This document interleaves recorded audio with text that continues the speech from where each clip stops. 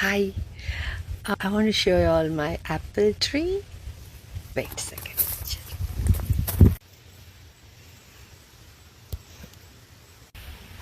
I like to go underneath. ஏன்னா இப்போ sunset time so எங்கள் அம்மா சொல்கிறாங்க சன்செட் அப்போ எடுக்கக்கூடாது but I said no, I want to come here and take it. Sunset அப்போ எடுக்கக்கூடாது இதுன்னு சொல்லி பட் திருஷ்டி அடிக்கும் எல்லாம் சொல்லுவாங்க பட் என்ன எல்லாருக்கும் தெரிஞ்சா என்ன no problem I am so happy. see this is my apple tree. நான்